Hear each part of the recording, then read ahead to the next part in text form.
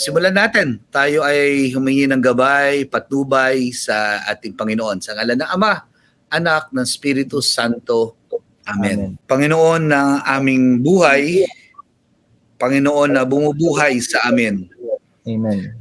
Ikaw ay naglikha ng kwentong pagmamahal at sa istorya na aming pagbabahaginan ngayong gabi ay Espiritu mong buhay ang aming pinapakiusap na manguna sa aming mga kwento, masilayan kayo namin sa aming pinagdaraanan ng mga pagsubok. Patikimin mo naman kami ng mga kwentong kalinga, kwentong pag-asa, kwentong kumukutitap at nagbibigay ng liwanag sa gitna ng pagsubok, sa gitna ng madahas, sa gitna ng aming tinatahak na landas, kasama ng aming mga mahal sa buhay na mga taong inspirasyon at lakas upang ang iyong kwento ay maging kwento rin namin.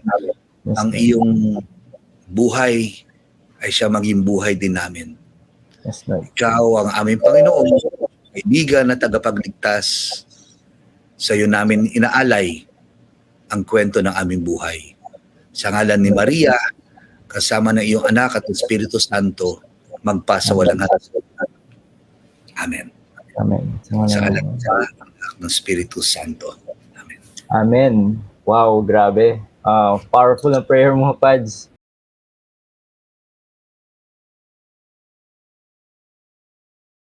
Hello mga ka-faith! Welcome again sa ating Storyang Katoliko. And maraming salamat sa inyong patuloy na pagsubaybay dito sa ating programa every week. At patuloy tayong nagbibigay ng inspirasyon ng mga story ng mga nagiging guest natin every Friday. At I'm sure itong magiging guest share po natin for today ay sobrang ma-inspire tayo sa kanyang naging buhay. At ako mismo talaga na-inspire ako sa kanya at sa kanyang mga apostolate at mga advocacy na ginagawa, sa kanyang bukasyon. Napaka-holy, napaka-banal ng taong ito. At bago tayo magsimula, bago ko ipakilala ang ating guest for today, ay make sure mga ka-faith na i-share po natin to sa ating mga friends and relatives. Ayan, dahil sobra silang ma-inspire sa ating magiging guest for today. Ready na ba tayo mga ka-faith? So, i-introduce ko na po ang ating magiging guest share for today. So, ang ating guest for today is a Catholic priest who is fighting extrajudicial killings in the Philippines. He has been working with the families of victims of EGK for many years. And he has seen firsthand the pain and suffering that this killing have caused. And he believes that EGK are violation of human rights. He says that these killings are not only unjust, but they are also counterproductive. He believes that EGK only create more violence and more hatred. Ang ating guest for today is an inspiration to many people. He is a reminder that there are still good people in the world who are willing to fight for what they believe in. He's a role model for all of us who want to make a difference in the world. In addition, there are many other priests who are fighting EGK in the Philippines. And these priests are putting their lives on the line to stand up for what they believe in. And they are an inspiration to all of us. So please all welcome mga ka-faith, Father Flaviano Flavi Villanueva, SBD. Ayan. Hello po. Magandang gabi ho, mga kakwentuhan. Magandang gabi, mga kapatid sa istorya ng pananampalataya at ng buhay.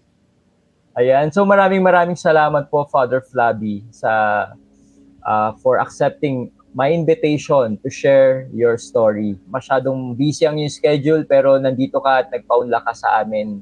At we really appreciate your time po, Father. So, Pads, okay lang po ba, Pads, sa mga viewers po natin na hindi ka pa nakikilala, bali first time ka nila nakita, pwede bang magbigay ka ng short background about yourself? Sino nga ba si Father Flabby? Paano ba sisimulan yan? Medyo mahaba-haba na rin siguro yung taon. Siguro, well, ako ay isang anak ng dalawang magigiting na magulang. Wow. Ang aking nanay ay naging dalubhasa sa larangan ng medisina, particularly bilang isang pharmacist at medtech. Tapos siya ng isang kurso dito sa Pilipinas at ang pangalawang kurso ay kinuha niya sa Amerika, kung saan doon na rin siya nagtrabaho. Ngunit sabihin nating lungkot ay pagkaraan ng ilang taon, minabuti niyang umuwi dito at doon niya nakilala ang aking ama na isang manlalangoy at magiting na empleyado ng gobyerno sa GSI. At doon ako ay isinilang pagkatapos sila ikasal at pagkaraan ng 3 taon may kapatid na babae na sumunod sa akin. So, 4 lang kami, aking nanay, tatay, at ang aking kaisa-isang magandang kapatid na babae na ngayon ay nasa Estados Unidos. At na siya na naninirahan bilang isang administrador ng isang ospital o nasa larangan din ng kalusugan. Tapos, masaya na malungkot ang aking kabataan. Bihin natin masaya dahil unahin natin malungkot. Siguro dahil dalawa lang kami magkapatid, so uso na tsaka wrestling. So nagre-wrestling yung dalawa, may sibling rivalry. At dahil doon ay mas nadalas ako sa labas. Mas ginusto ko lumabas, makipaglaro sa aking mga kababata. Doon din naman dumating yung aking mga pinsan na galing sa probinsya ay mas minarapat nilang mag-aral sa Kabaynilaan upang sa mas mahusay na eskwelahan sila makapagtapos ng kolehiyo. At doon nagkaroon ng interaction bilang isang panganay, teenager na naghahanap ng mga bagay-bagay, maunawaan ng mga bagay-bagay. At doon namulat din ang aking mata sa bisyo. No? Pero doon ay maari kong sabihin at pangkapitan na itinuro na maaga ng aking mga magulang kasama ng aking eskwelahan sa Don Bosco, Makati ang kahalagahan ng pananampalataya, kahalagahan ng marangal na buhay, yung pagpapalala sa pangalan, yung pagbangon sa kabila ng pagkalugmok. Ngunit ito ay naisang tabi at tumahak ako ng isang, siguro sabihin natin 2 buhay, buhay atleta at buhay pananampalataya. Pero sa kabila nun ay meron din akong sabihin nating nakakahiligang bisyo. Nagsimula sa sigarilyo, nauwi sa marijuana at doon na rin sa murang edad ay nagsimula ng tumikim at maghanap ng iba't ibang sabihin nating bawal na gamot. At doon nagtunggali, nagkaroon ng conflict, doon nagkaroon ng crossroads hanggang buhay pag-aaral. Elementarya, high school, kolehiyo, sa kabila ng buhay ng pagiging atleta hanggang kolehiyo, lumalangoy ako sa NCAA. Naroon yung pasulpot na pananampalataya Pero mas naging aktibo ako sa extracurricular. Bukod sa manlalangoy ay mountaineering ay isang bagay na pinagpahalagahan ko, kinapulutan ko ng disiplina, pagmamahal sa kalikasan, at ngunit hindi rin dito nawala yung paglalim ng bisyo sa masamang gamot sa dekadang 80 hanggang 70 o hanggang 2000. Hindi pala umabot ng 2000 hanggang nag-rock bottom ako, nag-cold turkey ako ng 1995, lalong higit nung nagtratrabaho na ako. Syempre may perang sarili ng kinikita. Yes. Mas naging sabihin natin maligalig yung aking naging buhay noon, hanggang sa nalugmok na nga ako na walang direction yung buhay, walang ipon, bagamat may mga love life syempre, importante sa buhay. At ngunit nakita ko rin yung kawalan ng direksyon, kahulugan ng aking buhay. Kaya minarapat ko na magpasya kung ano ba at saan ba papunta ang aking buhay. Nung nag-rock bottom ako, minarapat kong magkulong, at doon na rin ako sabihin nating sumugal sa tinatawag natin na cold turkey na rehabilitation. Ibig sabihin yung... Ngayon ko lang narinig yung Ngayon ko lang narinig yung cold turkey na yun. Cold turkey ay isang paraan ng pagputol o pag-address sa anumang adiksyon sa pamamaraan ng radikal na pagputol. It's a make or break. Merong ibang sobrang lalim ng kanilang adiksyon na yung biglang pagputol ay leads and triggers them to snap. Meron din namang iba na mas dahil sa biglang pagputol at radikal na pagputol ay mas mapabor naman sa kanilang sabihin nating disiplina o kaisipan. So, yung akin, tanda ko ay ilang araw ako nagkulong sa isang munting monasteryo sa Tagaytay, at doon ako nakaranas ng withdrawal, at doon din naman ako nakaranas ng kaliwanagan na tumahak ng isang kakaibang bagong direksyon. So doon ay pinasya kong iwanan ng aking dating buhay. Ako ay pinanganak at lumaki sa Makati. So minarapat kong iwanan ang aking pamilya, ang aking kinagisnang buhay, at magtungo sa Mindanao ng ilang buwan.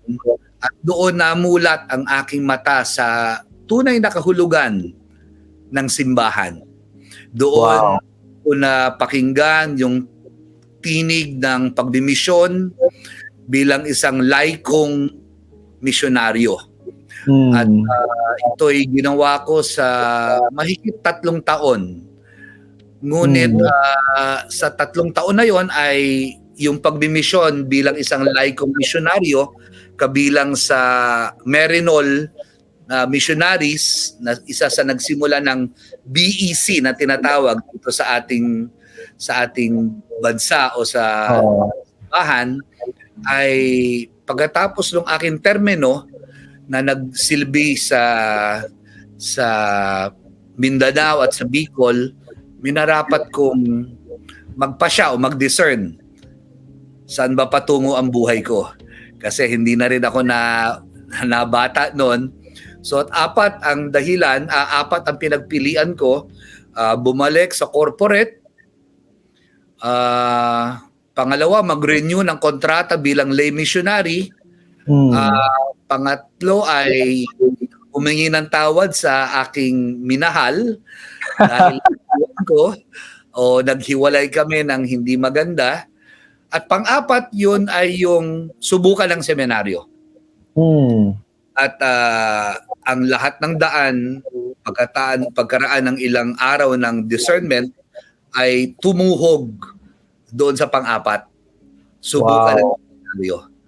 At doon ay pinakilala sa akin ng SVD. At kahit uli na nga at sarado yung application, ay may ginawa pang magandang daan ang Panginoon para ako'y matanggap noong taong 1998 sa Christ the King Mission Seminary. Wow. Ilan taong ka nun, Pads? Parang 27 o 29. Around late 20s, definitely. Wow. Pads, parang sabi mo nalulung ka sa bawal na gamot. Pwede malaman kung gaano ka-extreme po yun? Ano yung mga na-try mo nun? Or ano yung gaano ka-severe yun? Yeah, wala pang shabu nun at lahat ay nagsimula sa marijuana. Tabletas tsaka syrup ang aming piling droga na masarap. Nakaranas ako na yung aking kinakasama noon ay may access sa ibang bansa. So, important ang ating tinitira at pinamimigay at pag walang pera, binebenta natin sa mga kaibigan. At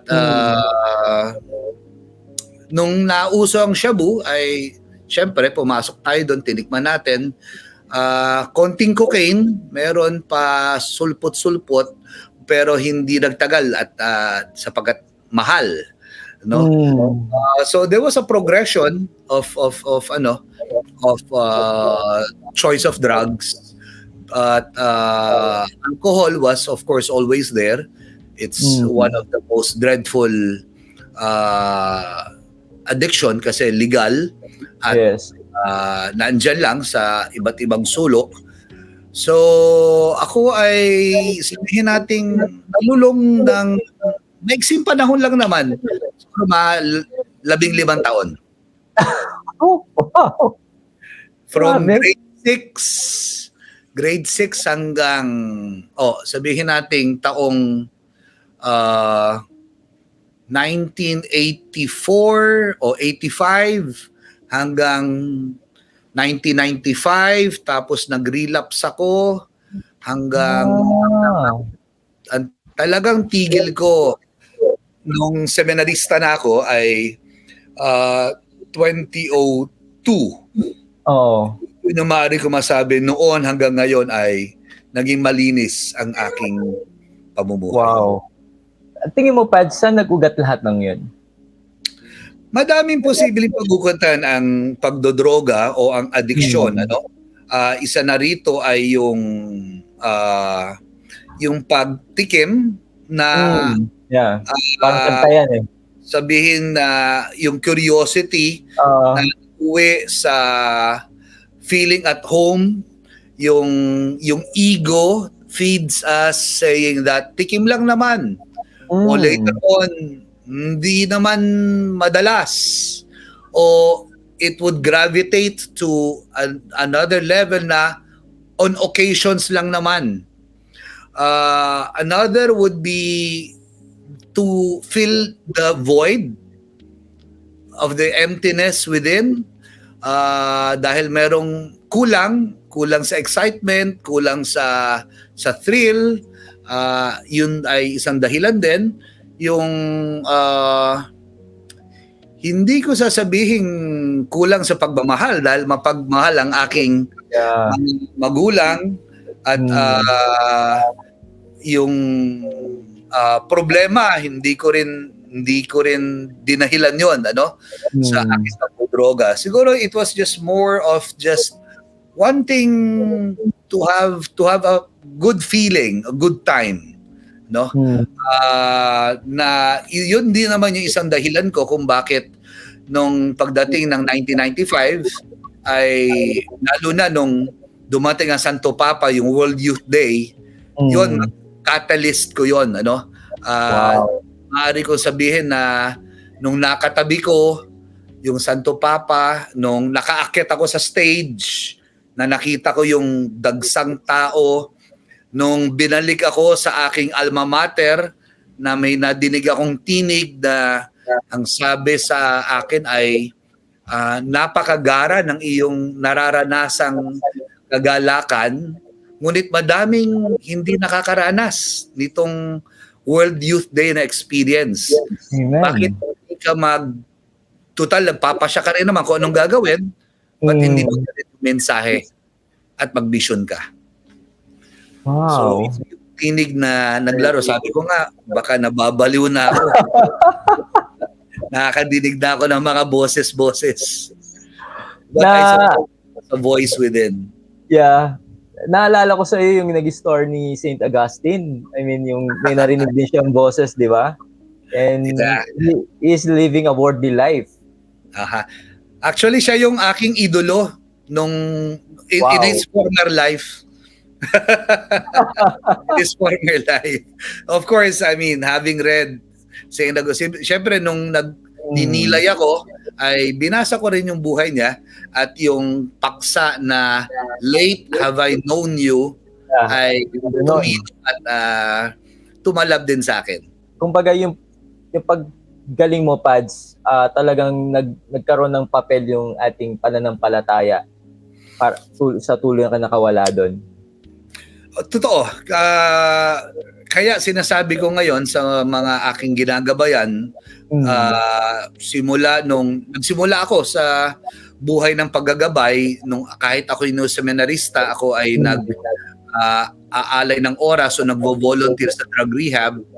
Hanggang ngayon na nangangalaga tayo ng mga may sugat at naging biktima ng karahasan ng droga nung panahon ng rehimen ni Duterte, ay sinasabi ko madalas na imposible magkaroon ng paghilom sa sarili, sa pamilya, at kahit sa usaping pambayan o simbahan. Well, ang simbahan, nag-a-assume na palagi na may pananampalataya.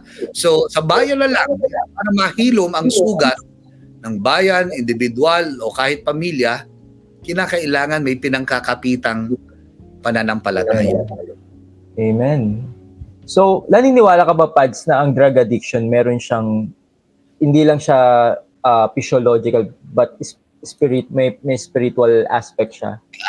Sabi ko nga, isa sa component at napakalaki, if I may say so, ng kontribusyon ng pananampalataya sa paghilom, sa hangad na mahilom ang sugat, sa hangad na magkaroon ng lunas ang adiksyon, ay kinakailangan ng pananampalataya.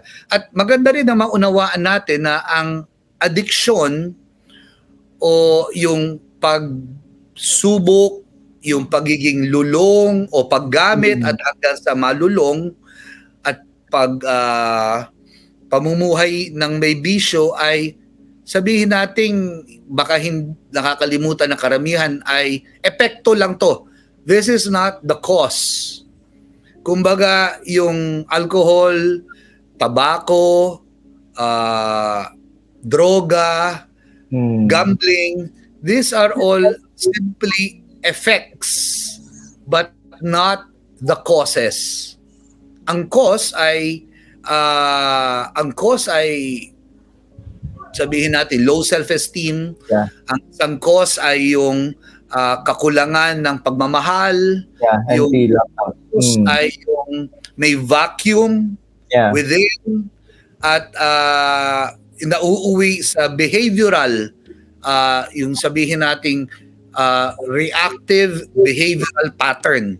Kapag sunod-sunod na to, hahanap syempre ng pagtakas sa realidad at minsan o kadalasan ang pagtakas na to yung na banggit natin mga adiksyon ang nauuwian. Wow. Pads, ano yung mga tingin mo ilang bagay na natutunan mo tungkol sa iyong sarili sa panahon ng iyong pagkagumon at paggaling? Naku, baka kulang ang oras natin kapag siguro 2, 3, 4 na natutunan. Una ay hindi kailangan ng droga para bumuting tao o magpare. Kasi sinasabi ng iba, "Uy, swerte ka." Bagamat sabi ko rin sa sarili ko na siguro kung hindi ako nakaranas ng mga ganon, Yeah. pagsubok at klaseng buhay ay baka ibang-iba rin yung aking pagkatao ngayon. Iba rin ang aking misyon. O baka hindi rin ako tinawag sa ganitong pamumuhay. Baka politiko ako o corrupt na akong politiko. So, yun yung isa na hindi kailangan dumaan sa masalimuot na karanasan upang tumahak ng maganda, magara at makabuluhang landas ang pananampalataya. Pangalawa ay may Diyos na handang makinig. May Diyos na nag-aantay lang na tayo magsabi na, Panginoon, patulong naman. Panginoon, magparamdam ka naman. O pwede bang magpadala ka ng konting kutitap ng alap ng alitap-tap para mapangkapitan man lang. Another would be, meron mga kaibigan, may pamilya na makakaunawa at makakaunawa sa kabila ng pakiramdam na nag-iisa ang ating pagkatao, lalo na kung tayo nakagawa ng kasalanan. Maghanap lang tayo. Meron at merong mga tao na handang gumabay, laan ng oras para tayo ay maituro sa tamang landas.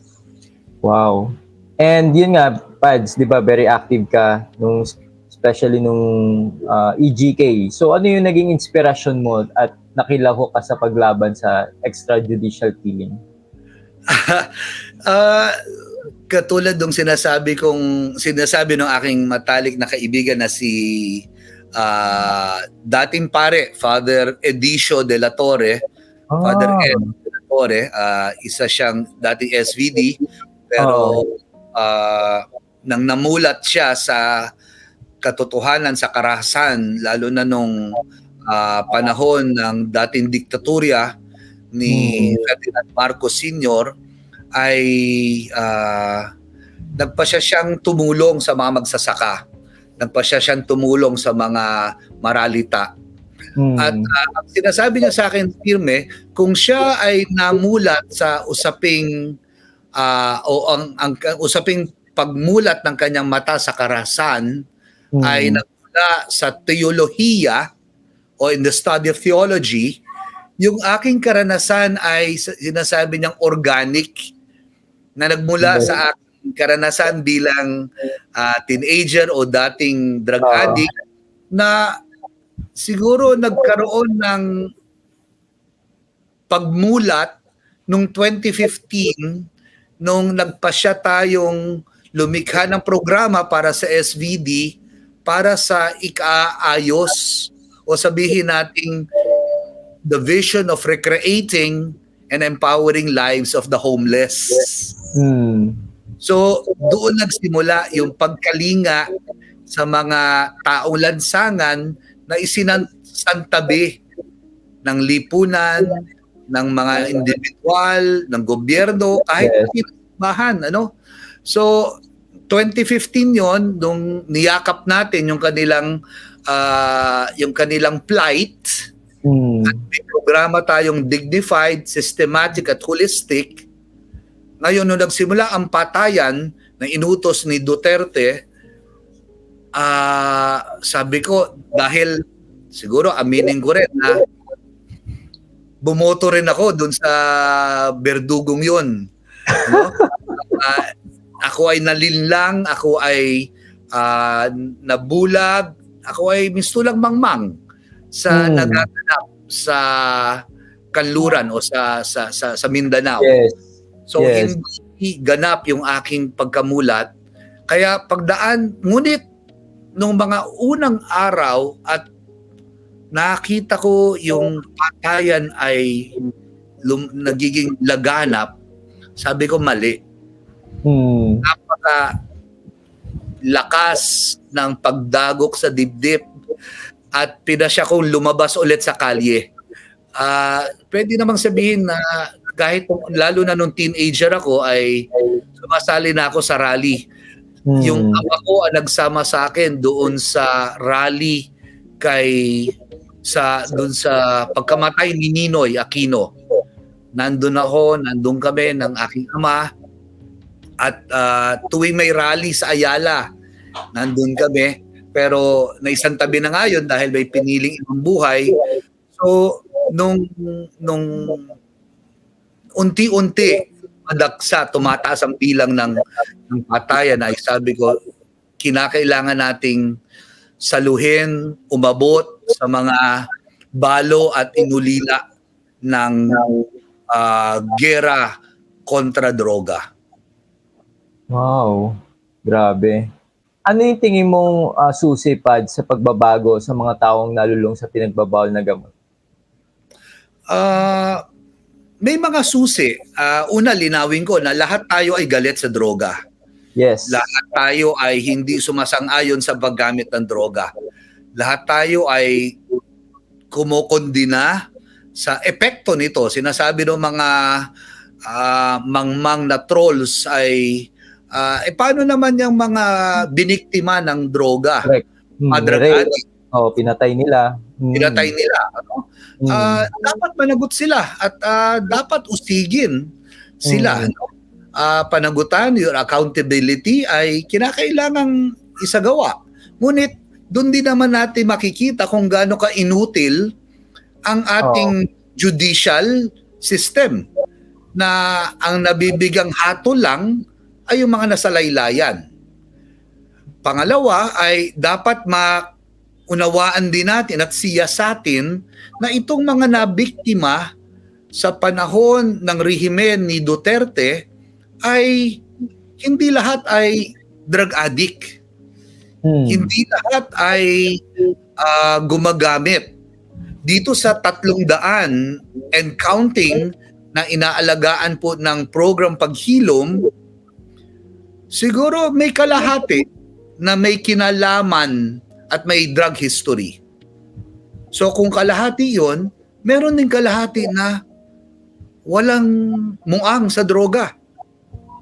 At dagdagan ko pa, Adrian, na doon sa 300 na pinatay, mahigit 300 kasi may isang pamilya, 2, 3, hanggang 4 ang pinaslang. Grabe. Doon sa mga pinaslang na yon, walang nagdodroga nung pinatay sila ng mga pulis at ng mga pinag-utusan. Walang nagdodroga. Doon sa mga namatay at pinatay, walang may, at least do sa 300 na aking ginagabayan, walang may parapernalya, walang may baril. At batay sa salaysay ng mga saksi, walang nanlaban eh. Kaya yung police report na sinasabi na nanlaban, kasinungalingan po yun. Itataya ko ho ang buhay ko, kaya nga siguro ako na nakasuhan ng sedition, ano, dahil sa pagiging bukal. Pero yung katotohanan lang naman dapat ang ating pangkapitan, at kapag sinungaling, meron tayong obligasyon. Part of our baptism is a calling to share the 3 functions of Christ, namely the priesthood, the prophetic, and the kingly role. Amen. Ang malakas sa atin, nakakalungkot, ay yung priestly, yung panalangin at pagsimba sa tuwing na linggo o lingina. Pero yung prophetic role na tumatawag sa atin na magpahayag ng mabuting balita, at lalong higit yung manindigan at itakwil ang lahat ng kontra sa mabuting balita, napakahina ho natin doon, nakakalungkot isipin. Kasama na, yung sa kingly role, medyo nahihikaya tayong gumawa ng pagkalinga, ano? Pero sa aking karanasan din sa loob since 2015 o 2016, kakaunting Katoliko ang gustong tumaya at suportahan yung mga biktima ng war on drugs. They would rather feed the hungry instead of standing by the truth. They would rather support a feeding program o a kain ligo program instead of supporting an orphan who lost a breadwinner or a father. So, madaming paraan para tumulong sa mga taong naging biktima. Isa na dito, siguro panghuli ay alamin natin yung tunay na kwento nila. Huwag lang basta tayo tumanggap o huwag Facebook lang ang maging batayan ng ating pagsusuri sa katotohanan.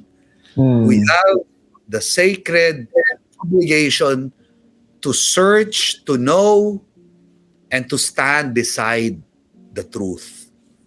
Amen. Grabe. Pads, syempre, di ba, nakita ko din, may mga news na nagkaroon ka ng mga parang death threat or ganyan. Hindi ka ba natatakot sa ginagawa mong mission na yan? Yeah, oo. Nakakaramdam ka ba? Hindi ako magiging hipokrito kung sasabihin ko, ayoko maging hipokrito kung sabihin hindi ako natatakot. Sa kasalukuyan, meron ng bago ibinalita sa akin na under surveillance daw kami ni Senator Risa Hontiveros. At simula nung nabalita sa akin, simula nung may text message, simula nung may naghahanap sa akin ng mga tao hindi kakilala, ay nagsimula tayong mag-ingat naman sapagkat may magulang pa ako noon, may ina pa ako noon, na pinasyalan din ng mga ilang mga sabi nating mga diskumpiyadong tao at sinasaliksik ang profile ng aking nanay pati ng profile ko sa kanyang bahay. At ganun din dito sa aking kinalalagyan, kaya nung una ay medyo palipat-lipat din ang aking tinutulugan. Nagmamatsyag tayo kapag tayo ay nagmamaneho. Meron tayong mga ginawang hakbang din para pag-ingatan ang seguridad sapagkat madaming umaasa at hindi maaring maging pabaya dahil sa kanila o para sa kanila. Amen. Sa ginagawa mo lahat ng yan, Pads, hindi ka ba napapagod? I mean, syempre, nakikita mo yung nagiging sistema ng Pilipinas, parang mas nagiging worse pa yung sitwasyon. I mean, parang natanong ba sarili mo, parang hopeless naman tong ginagawa ko? Meron ba talaga tong pag-asa? Makakabangon ba ang Pilipinas sa droga? Well, dun sa huli mong tanong, Adrian, makakabangon ba sa droga? May pag-asa. Kasi alam ko may problema ang ating bansa sa droga sapagkat yan ang mundo ko ng isang dekada mahigit. Ngunit maaari ko rin sabihin na hindi ganun kalala. Ang nakakalungkot lang, ang trahedya, the tragedy is Duterte made it as an excuse for him to advance his agenda. And part of his agenda is to bring the Chinese into our soils at dahil doon mas naging laganap ang droga. No? Ang pasok ng Chinese cartel, ang pasok ng droga sa bansa sa kanyang pamumuno, ang talamak na bigayan at pag-ikot ng droga sa kapulisan sa kasalukuyan, ito yung mas kagimbal-gimbal para sa akin. At sabayan mo ito ng kultura, the culture of impunity, yung kawalan ng katarungan, the culture of the absence of accountability, the callousness, the silence of the church, the apathy and indifference of the faithful. Hindi usapin politika yan. Hindi tayo sasali diyan. Yung laganap na disinformation, hindi ko rin mabilang bro, kung ilang beses din akong lumuha, umiyak, nag-iisa at nasa banyo, no? Dumaan po, pinagdaanan ko po yung lahat na yon at hindi ko sabihing tapos na. At dumadaan pa ako, lalo na ngayon na nag-iisa na ako, namatay ang aking magulang, nakakaramdam ako ng lungkot madalas sa gabi. At kasama ng pag-iyak, siguro mas kumakapit tayo sa pananampalataya.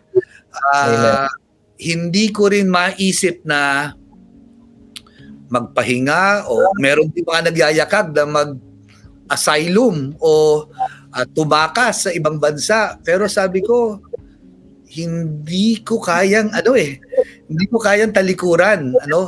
Nung binigyan ako ng Marting Award, sabi ko tatanggapin ko ito sa ngalan ng ating mga kinakalinga at inaalayan, ginagabayan para sa paghilom. Amen. Sila yung mas dapat bigyang pansin sapagkat sila'y walang tinig. Sila yung mas bigyan dapat oras at proteksyon sapagkat sila yung mas madaling usigin. Yung mga tupa na nasa laylayan, mas dapat bigyan ng kalinga at ipagtanggol sapagkat sila yung una ng tinarget ng mga mapupusok, ng mga mapagsamantala at ng mga na hindi naman alam kung paano gamitin ang kapangyarihang tunay. Pads, sa mga taong may bandage ngayon ng addiction sa kanilang buhay, ano mapapayo mo sa kanila? Una ay napag-iisipan ko yung tanong na yan nung pinasa mo sa akin, at ang isang tumino sa akin noon at palagi ko sinasabi is try to search your heart and ask yourself, is this the life that I really would like to live? Ito ba yung buhay na gusto kong ibuhay, ibigay, ialay sa aking mga mahal sa buhay? Pangalawa, maganda at mahalaga yung tanong na ganito ko ba pinagpapahalagahan yung buhay na ipinagkatiwala sa akin ng Diyos, ibinigay sa akin ng aking mga magulang? Ano yung mga mahalaga sa how do I value myself?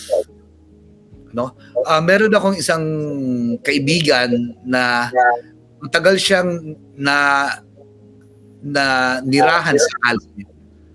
At ang kanyang catalyst o yung turnaround niya ay noong nakita niyang nagkakalkal siya ng pagkain sa basurahan. Nung nakita niya yung sarili at yung basura, doon niya na isalamin na grabe, basura na pala ako. Wow. Mukha na akong basura. Grabe. Ang pagpapahalaga ko sa sarili ay basura na pala. Ang aking amoy ay basura na pala. At higit sa lahat, wala na pala akong pinagpapahalagahan sa buhay. So yun yung nag-utos sa kanya para sanin ang buhay kalye at maghanap ng paraan para baguhin ang sarili. Panghuli, sigurado ko kung titignan natin yung buhay pananampalataya o sa English yung Paschal Mystery ni Jesus.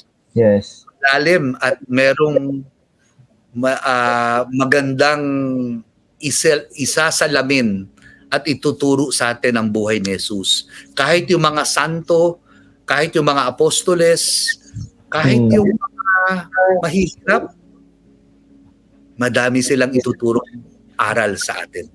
So huwag tayo susuko. Pagpapit tayo sa mga mahalaga sa atin. Pagpahalagahan natin ang ating buhay at mayroong magbubukas na bintana, may alitap-tap na magliliwanag, tala na magpaparamdam sa atin. Amen. And Pads, bakit sobra mong mahal ang mga mahirap? Merong isang yugto sa aking buhay seminarista na nung nagkukwentuhan, o hinihingan kami ng kwento tungkol sa pamilya at sa buhay na hindi makalimutan. So ibinahagi ko yung pagmamahal ng aking magulang. Ngunit nung nadinig ko yung kwento ng aking classmate na sa kabila ng kanyang pagkain ng tanghalian sa itaas ng puno dahil binubuli siya ng kanyang mga kaklase sapagkat ang ulam niya ay toyo at kanin. Sabi ko sa sarili ko, meron siyang ngiti sa kanyang muka dahil nakakakit siya sa puno. Meron siyang ngiti sapagkat meron siyang pagpapasalamat sa munting pagkain. Doon ko nasabi sa sarili ko, parang sayang, hindi ako nakaranas ng hirap. Yun yung isa.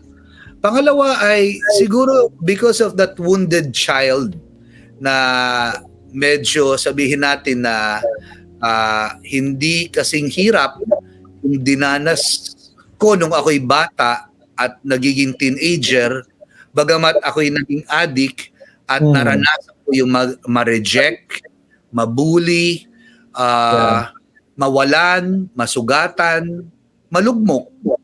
Siguro yun na rin ang tumutuhog sa dahilan kung bakit malapit ang aking puso sa mga maralita at sa mga sinusugatan o naghahanap ng paghilom. Amen. Kasi actually napakahirap magmahal sa mahirap, Pads. Masyadong, di ba? Yung mga tao, hindi. And believe ako sa'yo, Pads. I mean, yung puso mo yung gano'n na... Pero anong tingin mo, Pads, sa mga pulubi sa kalye? Paano ba sila dapat tulungan? Una ay yung mga ating tinutulungan dito ay mga taong kalye talaga. Taong rasa. Siguro ang magandang natutunan ko sapagkat itong ating kalinga, yung kain ligo na ating binibigay, ay gusto kong sabihin na bago rin ako sa ganito, no? Nung ginagawa ko yung programa, wala akong nakitang batayan. There was nothing in the internet, in Google, that would give us the steps. Kaya ang una ko naging pasya o strategiya ay ipakilala sa kanila, ipaabot sa kanila yung mensahe na itong center na ito ay para sa inyo. Dito sa center na to, welcome kayong lahat. Walang huhusgahan, walang maninigaw,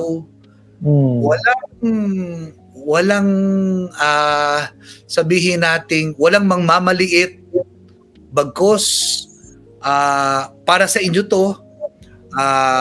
Merong mga alintuntunin kung pwede tayo sumunod at sumusunod sila. Ang tanong nga Father, paano mo napapasunod? Ang akin, natutunan ko kapag nakiusap, sumusunod Pag nakita nila na malinis ang hangarin, sila ba yung nagtatanggol Nung pinasara tayo ng COVID ng mga barangay official at ng mga pulis, sila yung nagtatanggol. Nung pinapaligiran ako, sila yung gustong magtanggol sa akin. Wow. At ipasaway din, galing sa kanilang hanay, sila rin yung sumusuway. Sila yung nagpapaalala sa kapwa nila, huwag kang bastos, bawal ang bastos sa kalinga. Dito nagmi-meeting ang mga iba't ibang gangs. Ang sige-sige, yung mga bagong laya. Dito sila sapagkat alam nila, bagamat merong 7 istasyon silang sinusunod, sa pagsunod nila, natututo silang makinig. Sa pagsunod nila doon sa iba't ibang sa 7 istasyon, natututo silang umayos. At sa kanilang pag-ayos, umaayos din unconsciously yung kanilang panlabas at higit sa lahat yung kanilang kalooban. Wow. Nice. Ang ganda, no? I mean, basta ipaabot natin na tapat tayo, hindi tayo nanghuhusga, hangad lang natin yung kanilang ikakaayos sa panlabas, sa simula, at later on, magtitiwala na sila.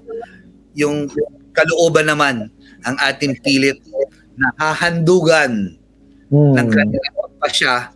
Kung sila'y ready na, maaari na silang magabayan, umayos ang kanilang sugat at pangkaloobang pagkatao. Curious ako, Pads, yun, di ba, madalas sa mga daan, pag may mga pulubi dyan, tapos nangingisi yung pera, dapat ba silang bigyan? Totoo po at sumasang-ayon ako dun sa hindi dapat bigyan ng pera. Sapagkat meron talaga mga sindikato, mga minsan police, mga protektor o mga sindikato, walang alam kung hindi pagsamantalahan ang ating mga maralita. Meron mga sindikatong napakasama at karumal-dumal ang kanilang pag-iisip. Kaya ang akin pong ginagawa sa sasakyan, meron akong tinapay, meron akong sardinas, meron akong dilata, at meron din akong handang sarili na kausapin sila. Yung kausap ay, kumusta po kayo? Ito po ang munting pagkain. At dahil 1 segundo lang naman o 5 segundo, maaari ba malaman yung iyong pangalan? Naku, makikita mo silang ngumingiti. Kung hindi sila umingiti, ibig sabihin malalim ang sugat. Pero kapag sila'y nakita mong ngumiti, syempre pag magtatanong naman tayo, wag naman yung, ano pangalan mo? Tayong MMDA na naninita sa ng pulis na naghahanap ng iba ng minsan ang hanap buhay. Saludo ko sa mga pulis, saludo ko sa mga madami tayong mga kaibigang pulis na marunong gumalang, mga MMDA na magigiting na kapag papara sila, babati muna. Ganon din sa pulubi, ganon din sa maralita. Bago tayo mag-abot, tanungin natin yung pangalan nila. O pag-abot natin, tanungin natin, kamusta ka na? Kasamahan natin ng ngiti o yung may authentic aura of concern. Sapagkat meron ako nabasa, bro, na ang sabi ay, we cannot afford to give or to kill the flame of love because that might be the only thing that kills the cold or the coldness in other people's heart. Hindi dapat tayo mapagod na pag-alabi na ating puso sapagkat ito lang ang pinangkakapitan ng puso ng lalamig. Grabe. So, maganda na magtanong tayo, tanungin natin yung pangalan, tanungin natin kamusta sila, sapagkat yung binigay natin piso at dilata, mauubos at maglalaho yun. Pero ang mananatili sa kanilang damdamin o kahit sa kaibuturan ng kanilang puso ay minsan sa isang yugto ng aking buhay, may nag-abala magtanong ng pangalan ko. Wow. Di ba? Hindi nila malilimutan yun eh.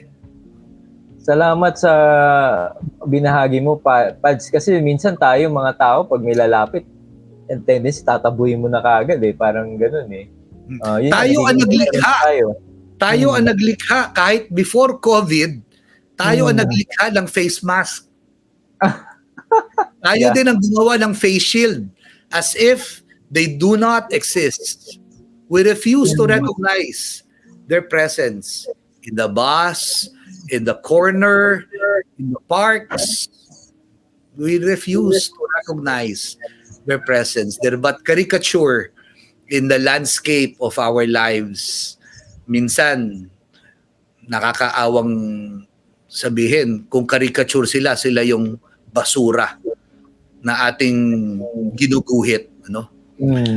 Ulit, sana, katulad mo, yung may pagpapahalaga sa ganito mga programa, yung may mga laikong magigiting na tulad mo. Huwag niyong antayin ho, mga pare at obispo. Baka mapagod kayo sa kakaantay sa amin. Kayo po ang turo sa amin at susunod po kami. Thank you, Father. Actually, kayo naging inspirasyon po namin at syempre kayo yung mga shepherd namin and yung mga katulad mo, Father, na talagang ang hirap ng ginagawa mo pero patuloy ka nandyan, tinatahak mo yung landas na yan, which is yung iba ayaw dyan di ba? Pero ikaw ay pumupunta ka sa bagay na pinakamahirap. Anong masasabi mo, Pads, sa kunyari, kaya lang naman naging mahirap yan kasi ang tatamad niyan mga yung ganun. Sila naman may kasalanan yan Totoo. Sa English pa, sinasabi nung iba, but Father, they made their beds. They were the ones who made their beds. Sila yung nagtulak sa sarili nila. Siguro naruroon na ako, no? Naruroon na ako na yung iba sa kanila ay, karamihan sa kanila ay bunga ng kanilang mga maling desisyon. Ang akin ay, ang pagkakamali nila minsan ay na nag-udyok sa kanilang matulak o masakdal sa ganong klaseng kinalalagyan ay bunga rin ng kahirapan sapagkat kumbaga yun yung sinasabing one mistake you die. Yung minsang pagkakamali, yung minsan kaisa-isang pagkakamali ang nagtulak sa kanila doon. Tayo kaya, ilan ang beses ako nagkamali, kapag nilitan niya ko sa iyo, yung kasalanan ko lang ngayong linggo, baka kulang mo itong programa natin. So, ang sinasabi ko lang ay, nagkamali sila minsan, 2, 3, kumpira sa aking mahaba at madaming kapalpakan, why should I be their judge? Diba? Wari ko, hindi kailangan ng tagapaghatol sa kanila. Bagkos ang kailangan ay yung tagapagkalinga. Pangalawa, malakas sa akin yung image ng Luke 15, doon sa nawalang salapi, doon sa nawalang tupa, hanggang doon sa sinasabi kong alibughang ama. 2 anak. Yun yung aking malakas na batayan na ano ang gagawin ng Diyos kung naririto siya sa ating piling. As an SVD, the dictum that we hold on to would be about the Word became flesh and dwelt among us. So ang palagi kong tinatanong sa sarili ko, kapag ako na ilagay sa isang kaibang sitwasyon, how am I able to make flesh the Word of God in this particular situation? Wow, ang ganda nun. Yun yung hamon sa akin sa tuwina. At hindi lahat.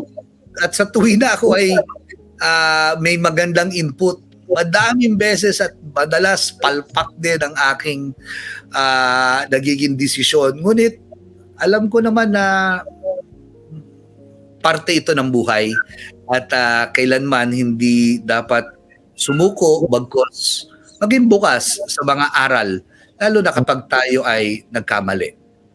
Amen. And Pads, napansin ko to sa picture mo. Pwede bang magbigay ka ng comment regarding dito sa itong larawan na to? Okay. Yan yung pinatay ang ating kapatid na pare, ano? Si Father Richmond. Siya ay naghahanda diyan mismo sa simbahang yan at lumuwas kami ng aking kaibigan na paring Jesuita, si Father Bert. At kasagsagan din yun ng death threat, kasagsagan din yun ng mga patayan sa panahon ng rehimen ng Duterte. At ang kasalanan lang ng pare ay mahusay siyang manindigan sa pananampalataya, no? Yeah. Meron tayong mga ilang napulot na ebidensya patungkol sa mga naging salarin at malungkot yung araw na yon para sa akin, ano, at naging inspirasyon sa akin yon. Yung dugo niya ay dugo ng martir na pinaslang habang naghahanda na tuparin ang kanyang tungkulin bilang isang mabuting pastol. At ang panalangin ko nga, meron magsasabi, Father, baka ganyan din ang mangyari sa'yo. Sabi ko, magiging martir ka rin. Sabi ko, wag naman sanang kailangang may pumatay pa ang tao. Diba? Hindi ko nais maging martir sapagkat meron isang taong papatay eh. Di ba? Hindi kailangan ng isang taong pumatay. Hindi dapat pumatay. So, yung sinasabi ko nga, sa paglalaan natin ng pansin sa mga biktima, sa mga tinukhang, sa mga naiwan, sa mga naulila, huwag natin kalimutan na kung merong pinatay, meron din pinag-utusang pumatay. Dito sa programa mo, bro, kung meron mang nakikinig dito na kayo ay napag-utusan na pumatay ng inyong mga superior, ng inyong mga hepe na kapulisan o ng kahit ang dating presidente, merong Diyos na handang umunawa, gumabay, at handa magpatawad sa inyo. Amen. Huwag niyong isara ang inyong pintuan sa pagbabago na mayroong bagong buhay na nag-aantay.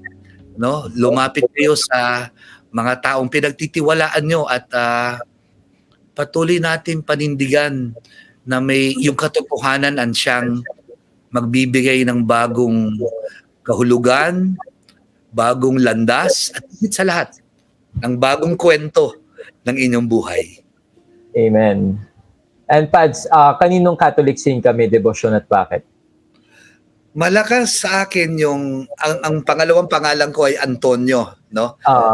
Dahil ako ay nakatira sa San Antonio, ang pangalawa ko siyang pangalan, ang unang mission area ko ay San Antonio, at ako ay naligaw din. Ngunit natagpuan. So, Saint Anthony, ang isang santo. Pangalawa, ang santo na si Saint John Paul, na siyang naging daan sa aking pag-oo. Si Saint Augustine, Saint Francis ay parting kaliwat kanan natin. Ngunit ang aking isang pelikula na siguro minsan sa isang taon kong pinapanood kasama ng kwento ng Our Lady of Lourdes at Fatima ay yung kwento ni Archbishop Romero. Saint Oscar Romero. Yun ay may magandang ang pamagat ng kanyang buhay ay Romero. Siya yung minartir, no? Opo, siya yung minartir habang nagmimisa. Habang nagmimisa. Minsan sa isang taon ay pinapanood ko po yun at pinanghuhugutan ng inspirasyon at lakas. Wow, grabe. Actually, lumalaban din siya sa mga communist nun, no? Malalim. At ang maganda sa kanya ay he was recognized as a bookworm, a theologian, an administrator, at even itinalaga siya bilang compromise, pansamantala at para magamit.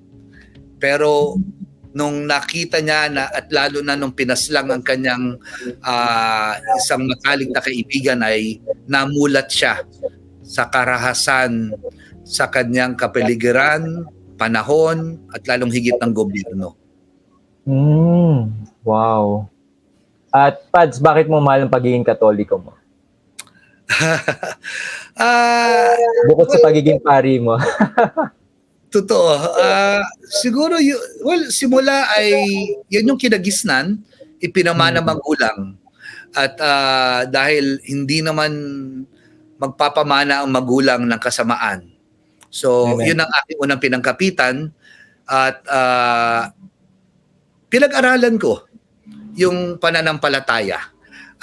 Ito yung sinasabi ko sa mga kaibigan ko, bago kayo lumipat, karapatan nyo naman ang lumipat, pero sana bago kayo magpasya, saliksikin nyo muna yung kayamanan ng ating naiiwanan. Meron mga pare, meron mga laiko na maaring nagkamali at hindi naging mabuting halimbawa minsan sa kanilang buhay. Pero hindi naman sila yung simbahan. Hindi naman din sila yung kabuuan ng simbahan. At tulad ko at tulad ng lahat, sino ba naman po ang hindi nagkakamali? Hihingi ako ng tawad sa aking mga kapatid na mistulang nakakalimot sa kanilang mga obligasyon na sila ay dapat mabuting pastol at huwarang halimbawa. Paumanhin po sa kanila. Pero baka kayo yung inaantay namin. Baka kayo yung maging susi sa pagbabago nila at sa pagyaman ng pananampalatayang Katoliko ng mga tao sa paligid. Kaya pag-aralan natin bago natin lisanin.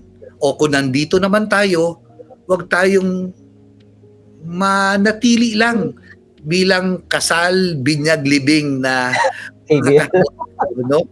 Madami at napakayaman po ng ating pananampalatayang Katoliko. Background natin ng ating mahal na ina. Yes. Isang tiyak na babae na teenager pa nga, ngunit nagtiwala siyang sumunod sa yapak at kalooban ng Diyos. At dahil doon, sa Kanya at dahil sa Kanya, sinibol ang at tagapagligtas. Naging tao, bilang tulad natin, ang hirap, ngunit sa pagsunod sa kalooban ng Diyos, nasa langit siya. Yun ang wag nating kalimutan. Tahakin natin ang kalangitan. Amen. Hi, my name is Bo Sanchez. Do you want guidance for your financial growth? Alam ko, meron ka mga financial dreams. Meron ka mga pangarap sa buhay. Gusto mong tumulong sa mga mahal mo sa buhay. There are certain dreams that you have and they require money. Gusto mong mag-donate sa simbahan. Ang dami mong kabutihan na gusto mong gawin. And what I'd like to share with you is we started 13 years ago the Truly Rich Club. Ang dami-dami na namin natulungan para paano ba mag-grow? Paano ba mag-save? Paano ba mag-invest? Paano ba mag-invest sa stock market? Paano ba magkaroon ng bagong mindset na iba na ang relationship mo sa pera? Healthy na, you know? For many people, it's a dysfunctional relationship. No, we're gonna help you have a healthier relationship with money. Babalik ako sa stock market. We will even tell you what stocks to buy and what stocks to sell. Every month, we're going to do that. We're gonna guide you. You know,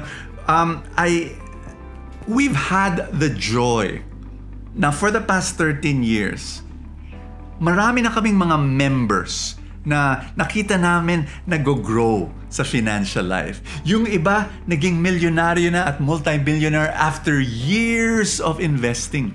Friends, can I warn you? Hindi po ito rich, quick scheme. Hindi po. Kung gusto nyo po yon, don't listen to me. Naku, maraming scam dyan. Delikado yan. Ito, napakabagal.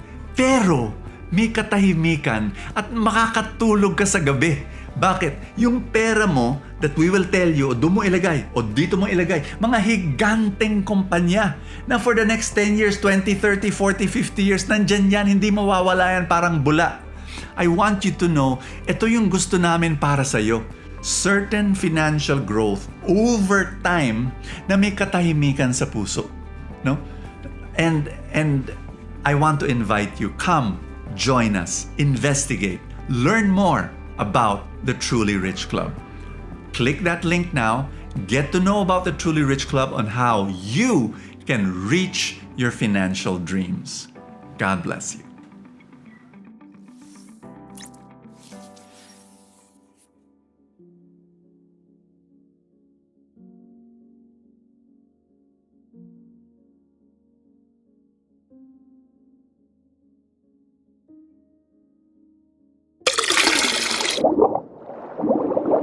And Pads, okay lang mag-entertain tayo some question from the viewers. Sige Ayan. po, bago lumalim ang gabi. Sabi Opo. po ni Christian Montes, ano po ma-advise mo kung may kaibigan kang lulong sa droga? Paano siya pagsasabihan in a nice way? Salamat po.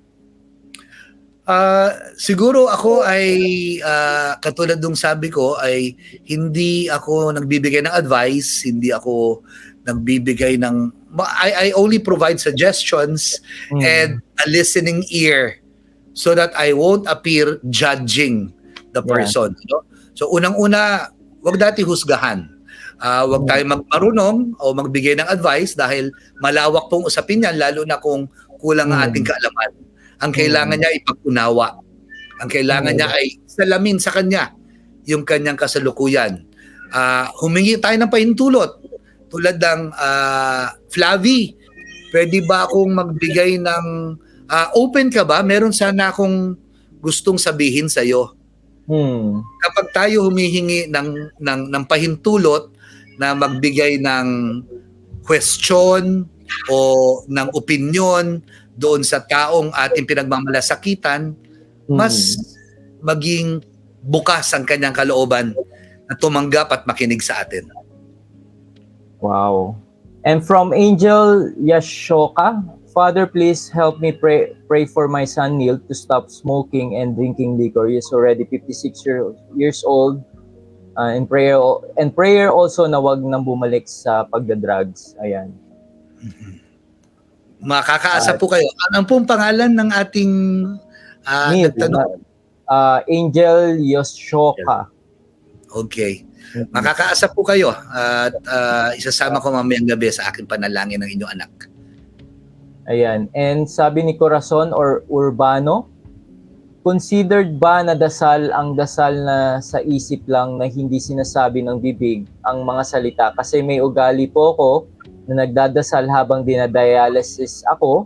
Hindi ko kasi mahawakan ang rosary ko kaya nagdadasal na lang ako na sa isip lang ang pinapagana. Please enlighten me, Father. May time din po ako na habang nagdadasal at bigla ko na lang hinihiga ang katawan ko kasi bigla na lang sumasakit ang likod ko at tagiliran. Kaya from setting position, hinihiga ko po ang body ko dahil hindi po ako makaluhod. Naka-wheelchair nga po ako ngayon. Ayan, Pads. Galing po kay Corazon Urbano. Corazon, salamat sa iyong tapang. Salamat sa nagtiyaga ka pa mag-type kahit mahirap at nasa wheelchair ka. Gusto kong sabihin na yung panalangin ay isang bukod sa panalangin ng ating isip, ang panalangin para sa akin ay yung malaman mo, madama mo na kasama mo ang Diyos. Yun yung unang definisyon o kahulugan ng panalangin sa akin. Yung encounter with God. At so, pag naisip mo ang Diyos, sumagi sa isip mo yan, kahit ngayon, habang nag-uusap tayo, nananalangin ka na. At lalong higit kung ang pinagdarana mong hirap, nakadialysis, pag yung pinagdadaanan mong kirot, sakit, kembot at hindi mapalagay sa dahil sa lalim ng sakit, panalangin din po 'yan, Ma'am Corazon. So, ang panalangin first and foremost is an encounter with God. So, sa inyong isip, sa inyong pagratay sa banig ng karamdaman, sa paghingi ng munting pagsabi, Lord, samahan mo naman ako. At higit sa lahat, alam mo, Corazon, yung pakikinig, kung anong nais niyang sabihin, that itself is prayer. Prayer is 99% listening, 1% talking. Wow. Ang ganda ng Pads, ha? Ang galing. Salamat po. And sabi ni Serge Ramos, Pads, could please ask Father Flavi to include me on his prayers. I have a cancer. Sige, Sarge, kasama ni Corazon, kasama ni Angel, makakasa po kayo ngayong gabi sa aking panalangin. Ayan. Tapos sabi ni Josa Corazon Monteser, I love Father Flavi Villanueva. Sana makabalik ulit ako sa kanya sa Tayuman, Quezon sa Kalinga. Ayan. Salamat So, kilala po. mo to, Pads. Diyos. Ayan. Tapos sabi ni Ayesha Lagbo, good day po, Father Flavi. Ask ko lang po, bakit puro hirap po yung nararanasan namin ngayon? Sabi nila, buhay daw parang gulong, minsan nasa taas tapos baba. Kaming mag-asawa, di po kami gumagawa ng masama. Pero bakit butas po kami sa hanap buhay, pero bakit natapos na pandemic, up to now, bagsak pa din ang negosyo namin, yung business po namin before pandemic. Ayan po, Pads. Naku, mahirap kong sagutin na bakit tayo nasasakdal sa kahirapan. Ngunit, hindi ko sasabihin kasalanan nyo, ano? Hindi ko po iisipin yon. Ngunit, ang maaari kong sabihin ay, una ay, hindi po kayo nag-iisa.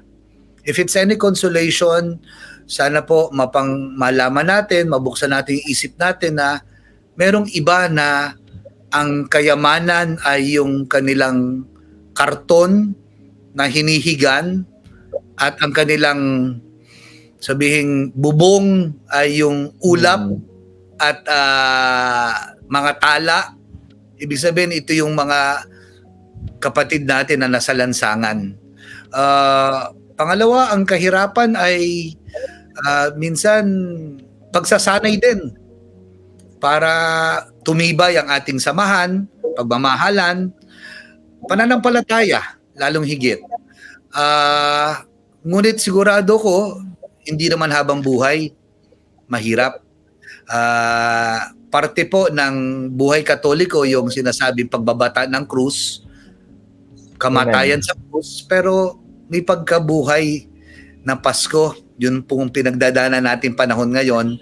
At higit sa lahat, kung sakali naman po, tulad ng iba ko nakilala na buong buhay ay nasa kalye o kalahati ng buhay nila nasa kalye, may tinatawag na langit.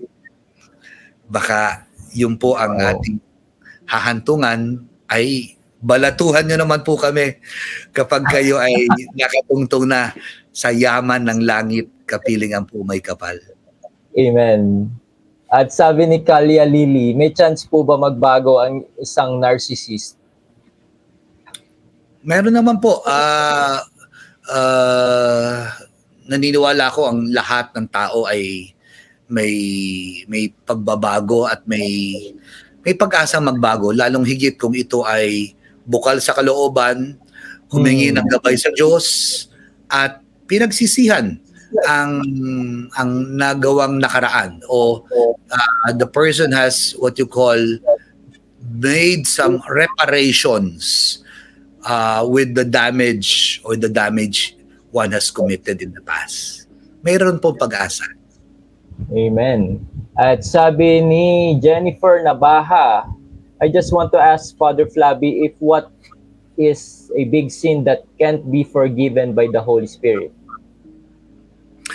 Meron pong sa Katolikong simbahan, sa pagtuturo ng katekismo ng ating mahal ng inang simbahan ay meron mga sabihin natin sins of the Holy Spirit, blasphemy, God's name, condemning God's name. Dati ay arson ay kasama po dyan. Meron naman. Pero ang siguro mas gusto kong tuunan ng pansin ay paano magpatawad ang Diyos.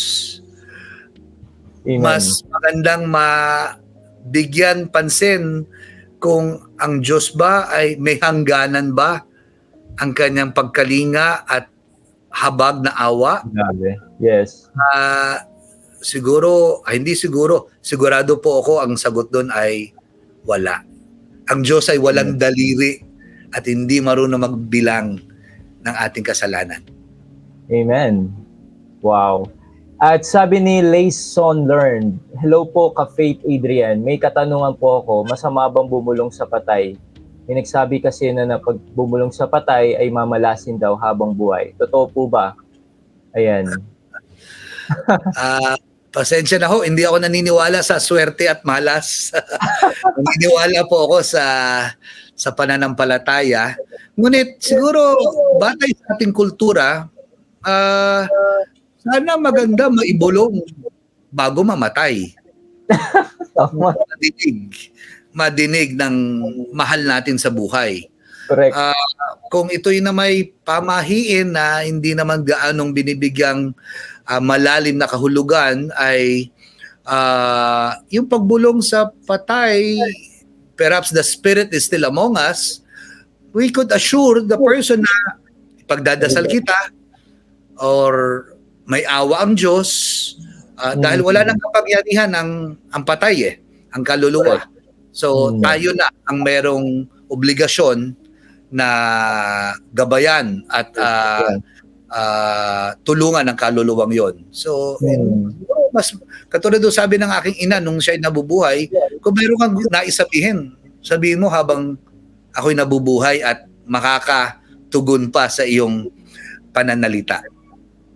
Wow. And sabi ni Tatay A. Sango, Brother Adrian, good day. Please send my regards to Father Flavi, SBD. Greetings from St. John Paul II Chapel, De La Salle University Medical Center. Please pray for our patient and staff. Kaibigan natin po siya. Ayan. Kanino po ulit galing? Sorry. Tatay A. Sango. Si Ace. Hi Ace. Magkasama kami ni Ace sa parokya o sa katedral ng Dasmariñas. Salamat sa suporta at saludo po sa iyo sa paninindigan mo at paglilingkod mo dyan sa lungsod at simbahan natin sa Dasmariñas. At sa ospital, of course, ng Lasal. Amen. And Pads, baka meron kang gustong i-promote sa ating mga viewers before po tayo magtapos. Kapatid na Brother Adrian, yung siguro gusto kong nasabi ko na kanina, no, yung gusto kong ipaalala na ang ating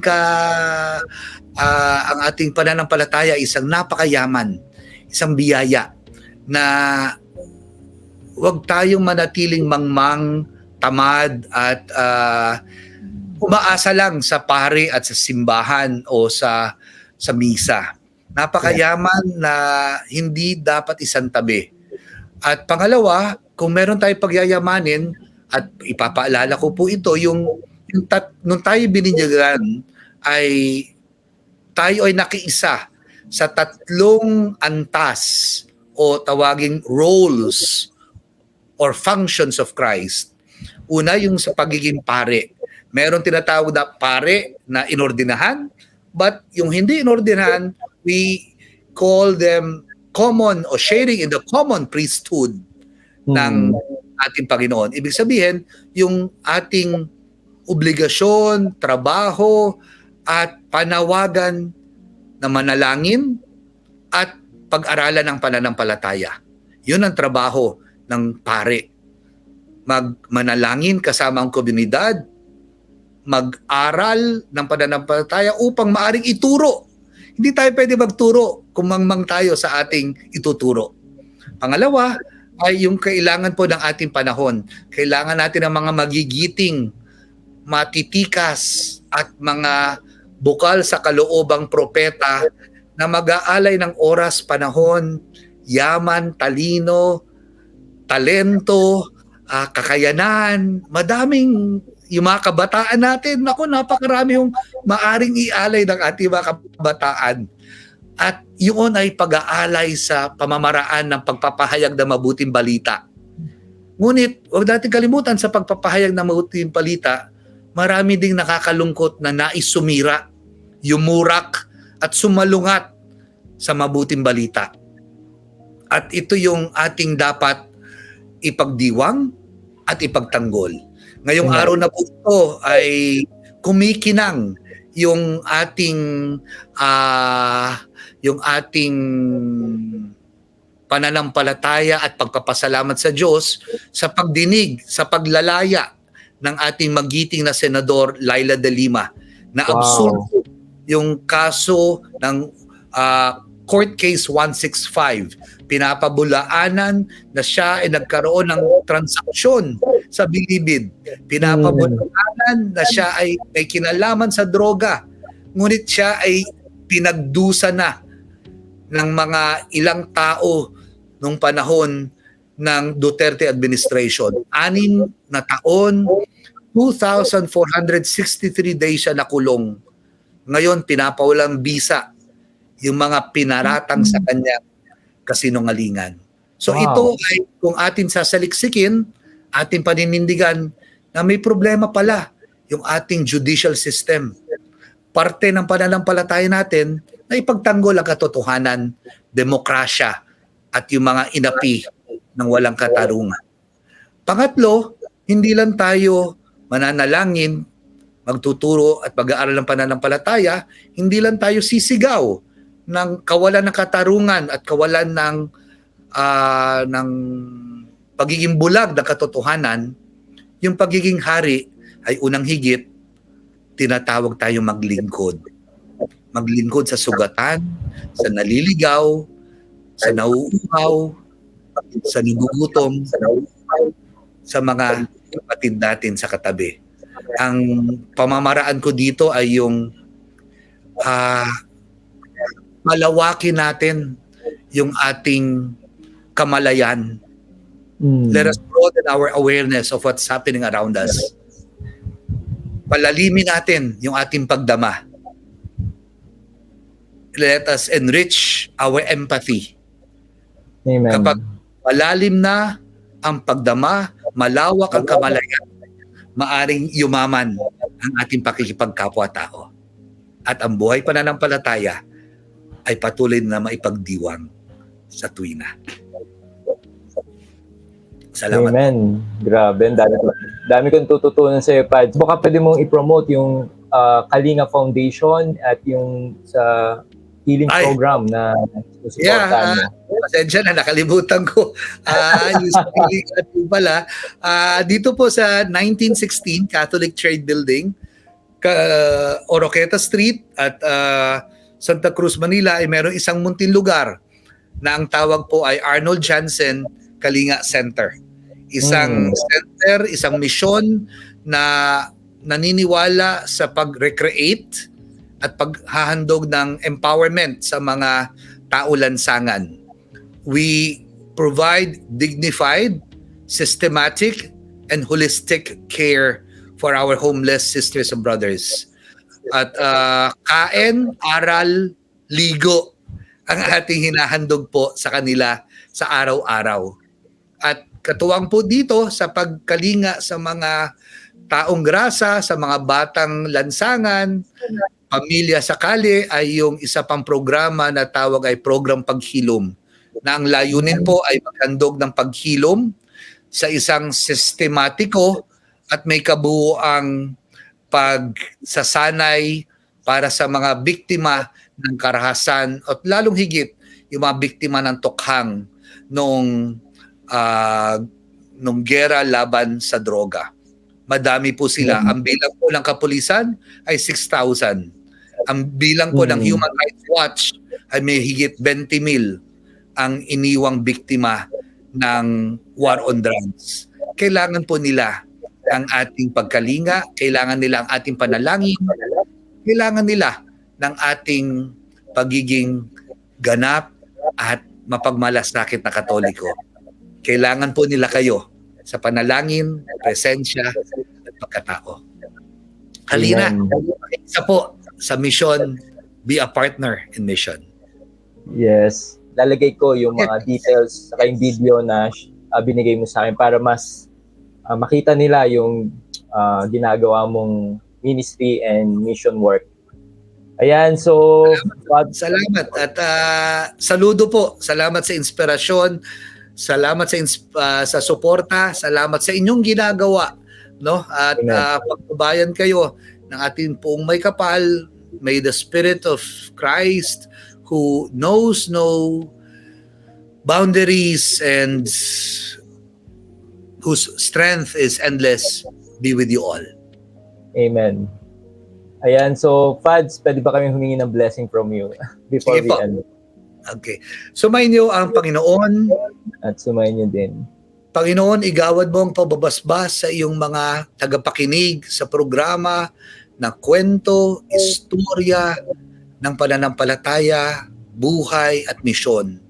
Basbasan mo ang aming kapatid, si Brother Adrian, na sa kanyang walang patid at walang kapagurang pagbabahagi ng pananampalataya, pagsasabuhay ng iyong pagmamahal sa mundong sugatan ay ang kanyang mga tagapakinig, taga-suporta at patuloy na tumatangkilik ng kanyang programa ay makaranas ng iyong walang patid na kalinga at mapagyakap na paghilom sa aming pinagdara ng sugat at hinahangad na pag-asa.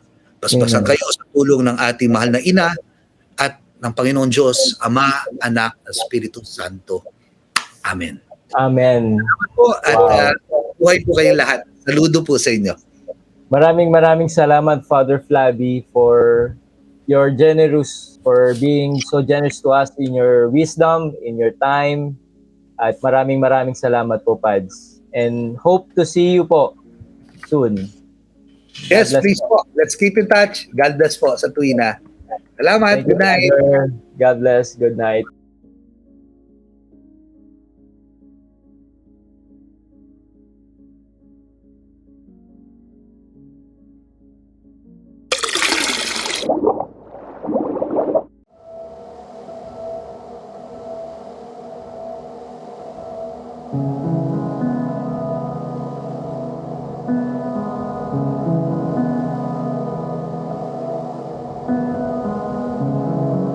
Unang kong dating sa kalye, hindi ko alam kung saan ako matutulog.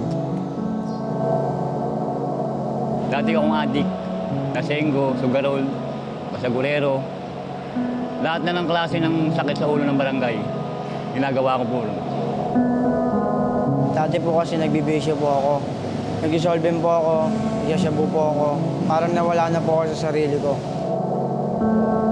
Ang hindi ko makakalimutan yung para kaming pag nakikita ko yung mga bata, para kaming ibon na wala masilungan. Dahil lalo magpagtag-ulan, yan, hindi ko mawala sa isip ko yan. Kaya sabi ko, ano ba ako? Ang dati ko pong pinupuntahan Luneta lang po. Umulan, umaraw, umagyo, mag-isa lang ako. Tinatanong ko sarili ko, ano nangyari? I saw the influx of homeless people. And with that, the question of what are we doing concretely to directly be part of their lives?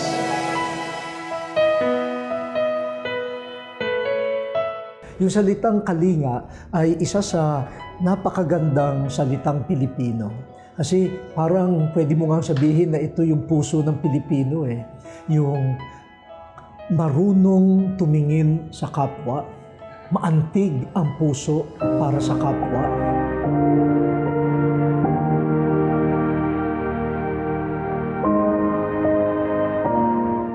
There has to be something beyond feeding.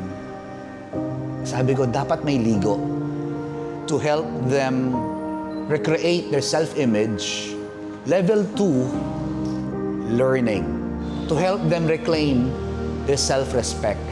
Then phase 3, livelihood and employment, to help restore their self-worth. If this is what I receive, why should I get less? Ang kalinga, ang siya po ang nagturo sa akin na maging mabuting tao at maging mabuting larawan sa bawat isa.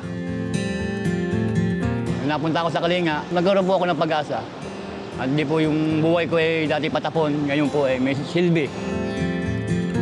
Nagiging maayos na rin po ako. At nakakaligo na rin po ako ng maayos, nakakain na rin po ako sa tamang oras.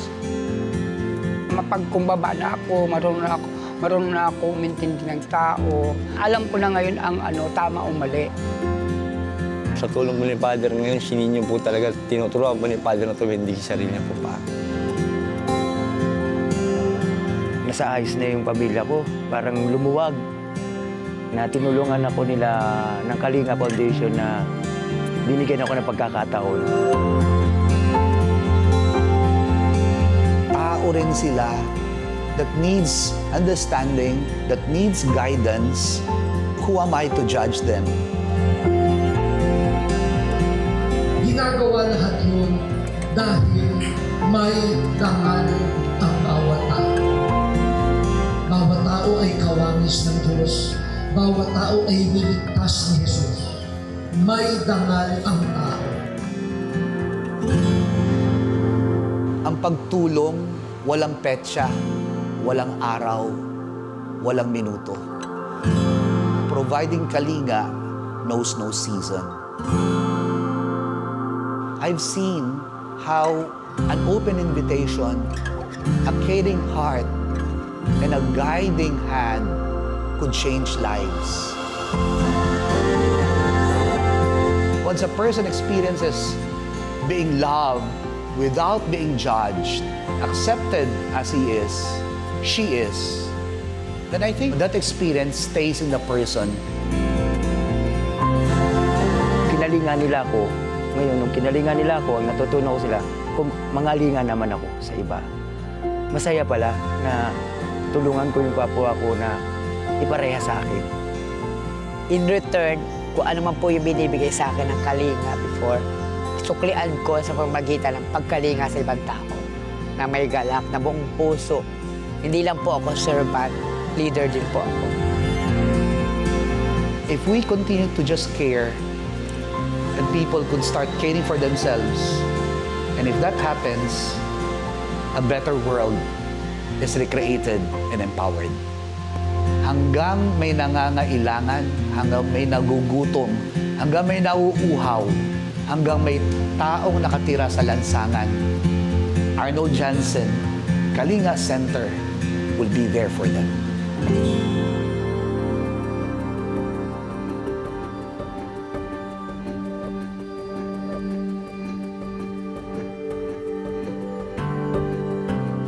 Paglaya sa kulturang kalye, pagyakap sa buhay Kalinga. This is the mission of Arnold Jansen Kalinga Foundation. Come, be a partner in mission of recreating and empowering lives of our dear homeless people. God bless you, your families, today and always.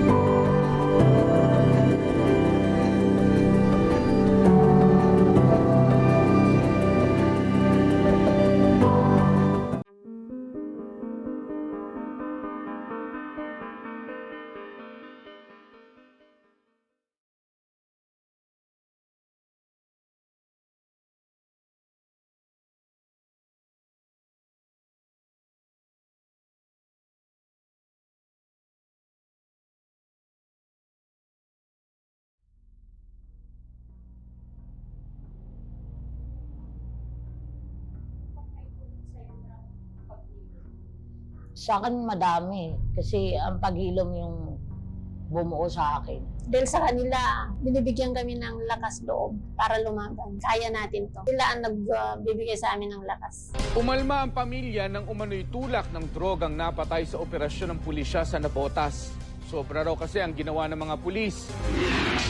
Pati nanay ko, dinalak na tututukan ng baril. Pati mga bata. Pinagsisipa nila, ano ba yan? Nagawa ninyo? Iba po nila yung pinto. Pagsipa nila, hindi nila binigyan ng pagkakataong makapagpaliwanag yung magulang ko. Binaril po agad nila. Hindi lang isa yun ha, 5 pa. Hindi nila talaga bubuhayin yung tatay ko. Tinamaan ng mga bala sa ulo, dibdib at iba pang bahagi ng katawan. 2016, July 22, namatay po yung tatay ko. Ayun, binaril na siya ng 2 beses ulo. Pinatay po siya sa loob ng bahay. Sinabi na nanlaban siya.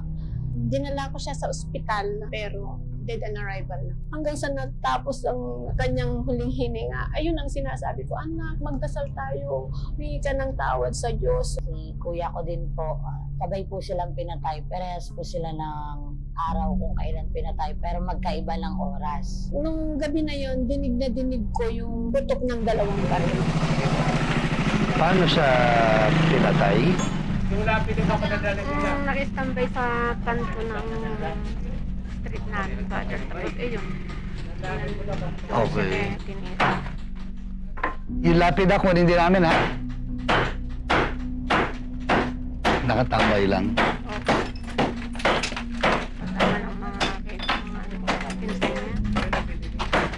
Pero alam na niya na ano.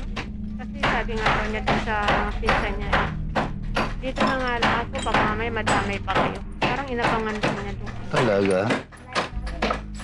Parang inabangan niya kasi lagi kong sinasabi sa kanya na sabi na tara, mag-ano tayo. Surrender ka na sa barangay. Basta maghapon na yun, nung Sabado na yun. Beses ko mayayaya. Kinagabi yan, alas 6 ng gabi. Yung tinira na siya doon. Parang alam na niya. Kasi sabi nga yun. Dito nga ako sa kabila. Baka mamaya damay pa kayo. Anong batch ka sa paghilong? Batch 5. Batch 5. Okay. Aminin na ate Lola. Okay. Wala. Nag-aaral kami lahat. Ako estudyante rin ako college sa STI. Nangarap din ako noon na makapagtapos ang pag-aaral. Kasi nung namatay nga si Papa, huminto kami lahat sa pag-aaral. Kasi nabuli kami. Natibig kami. Tama lang daw pinatay yung tatay ko. Kasi pusher daw yung tatay ko. Kahit ako, na may isip na ako, hindi na papasok. Hindi naman sa nahihiya ako. Pero inamatayan ka na tapos inuhusgahan ka pa. Hindi ko kinakahiya kung ano man yung nagawa ng tatay ko. Pero hindi rin dapat siya pinatay ng gano'n lang. Siyempre, nawalan ka ng tatay. Tapos ikaw na naging breadwinner. Ako na yung nag-alaga sa mga kapatid ko. Tapos may mga anak ako. Hindi ko alam saan ka pupunta. Pinamatayan ka na, tapos nagtatago ka pa. Hindi ko alam kung maghanap pa ako ng katarungan. O baka sakaling maghanap akong katarungan, makukulong din ako. E simula nung tago lang ako ng tago. Ikot lang kami ikot. Hindi ko iniisip yung pagkain sa araw-araw. Iniisip ko yung kaligtasan namin.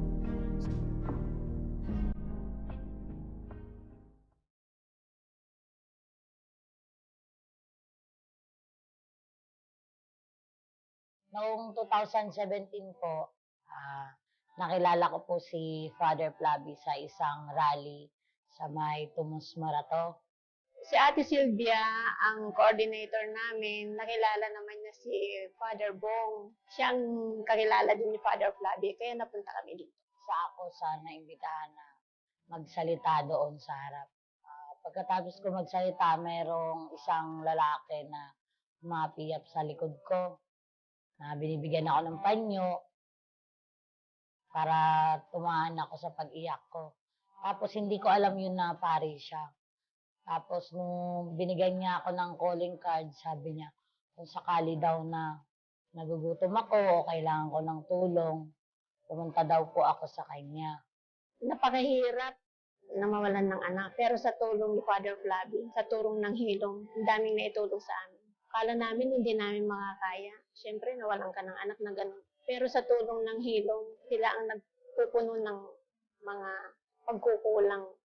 Best na yung mga anak namin sana ang katuwang namin. Ang Hilom ang naging katuwang namin. Lalo na nung pandemic, 2 years na walang halos hanap buhay. Pero ang Hilom silang nagbibigay ng ayuda sa amin. Kaya masasabi ko na ang Hilom ay napakabait sa amin. Sa umaga, nagtatrabaho ako. Sa hapon naman, uwi ko. Minsan, nag-online selling ako pag may oras pa. Tapos sa gabi, nag-aaral naman ako. Siyempre sa kanila, sila yung pinaghuhugutan ko ng lakas. Yung pag-uwi mo, masaya. Yung, madaming sasalubong sa'yo. Yung pag-uwi mo, maraming sabik sa'yo. Tsaka hindi ka pwedeng magpakita ng kahinaan sa loob ng bahay. Kasi kumbaga ikaw yung kalakasan nila. Kaya minsan sa mga interview, doon ako naiiyak eh. Kasi doon ko nasasabi yung tunay kong nararamdaman. Naniniwala ako doon sa kasabihan na kung gusto mo, maraming paraan. Sa tulong ng simbahan, binigyan kami ng therapy. Yung therapy kasi may mga ganun-ganun kami. Tapos parang ipinasok nila sa isang lagayan yung problema namin. Yun talaga ang gusto kong mawala sa isipan ko. Tapos yun, mula nung nagkanon kami, nag-therapy kami, yun, nabawas-bawasan na yung hanggang sa, syempre, may mga therapy pa na na sa amin. Yun. Gusto ko makamit ang hustisya. Kung dati nagtatago ako, ngayon lumakas ang loob ko dahil sa tulong ng simbahan. Lalo na si Father. Mas mapalawak pa yung paghilo. Mas marami pang katulad ko matulungan. Kasi sa dami-dami ng biktima, ilan lang naman kami nandito. Sa libo-libo, nasa 200 plus naman kami. Sana maabot din yung iba para maranasan din nila kung ano yung mga naranasan din namin. Yun yung matutulong ko na mas mapursige pa o magsama rin ng mga katulad ko para maabot din sila. Yun yung ginagawa ko ngayon.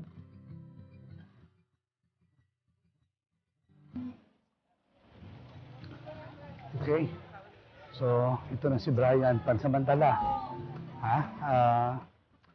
So, susunod yung pagkikita sa kanya, nasa mas maayos at may dangal siyang lalagyan. Lalagyan na natin siya sa urn.